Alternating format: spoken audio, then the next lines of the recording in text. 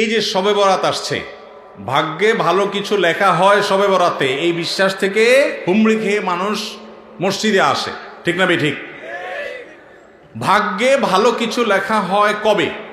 একটা হলো মানুষের সৃষ্টিরও 50,000 বছরে আল্লাহ তাআলা ভাগ্য নির্ধারণ করেছেন। আরেকটা হলো প্রতি বছর যেই রাতে আল্লাহ কোরআন নাজিল করেছেন, আল্লাহ সূরা দুখানে বলেছেন, সেই রাতে অর্থাৎ লাইলাতুল কদরে আল্লাহ তাআলা সব গুরুত্বপূর্ণ বিষয় ধার্য করেন। শবে বরাত যেটাকে আমরা বলি মধ্য শাবানের রাত, এই রাতে ভাগ্য নির্ধারণ হয় এই মর্মে বিশুদ্ধ হাদিস বর্ণিত নাই। তারপরে আমরা জেনারেলি বলি ভাগ্যে যেন ভালো কিছু আল্লাহ লেখেন, আপনার নসিবে যেন ভালো কিছু আসে, আপনার রিজিকে যেন আল্লাহ বরকত দান করেন, এর জন্য বেশ কিছু আমল আমরা কোরআন হাদিসের আলোকে বলতে পারি, সাজেশন দিতে পারি। তবে তার আগে আমাদেরকে জানতে হবে যে ভাগ্য সুপ্রসন্ন হওয়া বা রিজিকে বরকত হওয়া বলতে কি বুঝায়। ভাই, রিজিকে বরকত হওয়া বলতে বুঝায় আপনি যা কামাই করবেন এর ভিতরে আল্লাহ তাআলা কল্যাণ দিবেন, যা কামাই করবেন এর ভিতরে বরকত হবে। প্রাচুর্য না, অনেক টাকা না, যা হবে এটাতে কি হবে? বরকত হবে। আমরা কি বরকত চাই না সম্পদ বেশি চাই? বরকত চাই। বরকত যদি চান, এক নম্বর হলো ঈমান এবং তাকওয়া লাগবে। আল্লাহ বলেছেন ওয়ালাউ আন্না আহলাল কুরআ আমানু ওয়াত্তাকাও লাফাতাহনা আলাইহিম বারাকাতিম মিনাস সামা। যদি কোনো জনপদের লোকেরা ঈমান আনে, আল্লাহর ভয় অন্তরে লালন করে, আল্লাহ বলেছেন আসমান থেকে বরকতের সব দুয়ার খুলে দেওয়া হবে।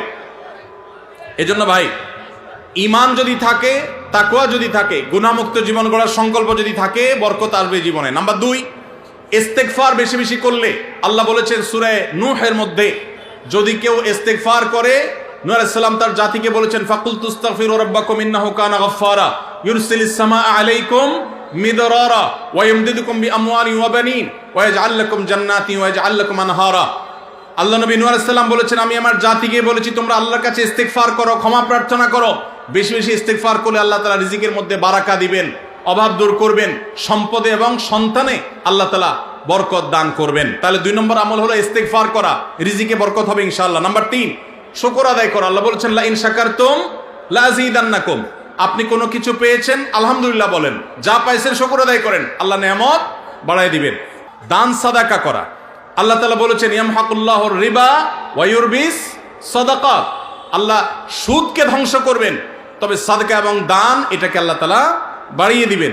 এই জন্য কেউ যদি দান করে, আল্লাহ তাআলা তাকে কি দেন? বরকত দান করেন তার রিজিকে। তারপরে 5 নম্বর হলো আত্মীয়তার সম্পর্ক রক্ষা করা। নবীজি সাল্লাল্লাহু আলাইহি সাল্লাম বলেছেন মান সাররাহু আন ইউবসাতা লাহু ফি রিজকিহি আও ইউনসালাহু ফি আথারিহি ফালিয়াসিল রাহিমা।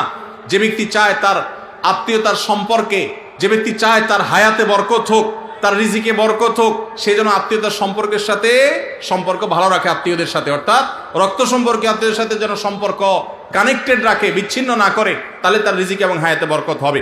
এবং সর্বশেষ আরেকটা আমল বলতে চাই, সেটা হলো খাবারের ক্ষেত্রে একত্রিত হয়ে বসে খাবার খাওয়া। এই সুন্নত আমাদের সমাজ থেকে বিদায় হয়ে গেছে, আমরা অনেকে জানি না।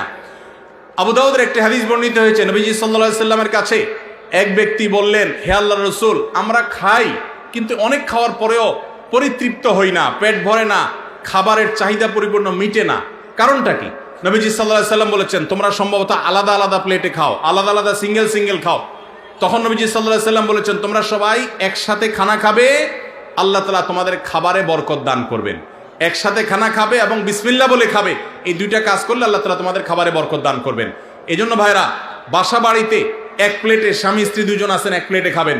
বাচ্চাদেরকে নিয়ে বড় প্লেট নিয়ে খানা খাবেন, এটা সুন্নত। নবীজি সাল্লাল্লাহু আলাইহি সাল্লাম উৎসাহ দিয়েছেন, কিন্তু আমাদের সমাজ থেকে এটা এখন হারিয়ে গেছে, নাই বললে চলে। আমরা সবাই যার যার মতো খানা খাই। এজন্য এই কাজটাও আমাদের আমলে, আমাদের রিজিকে, আমাদের হায়াতে বরকত এনে দিবে ইনশাআল্লাহ।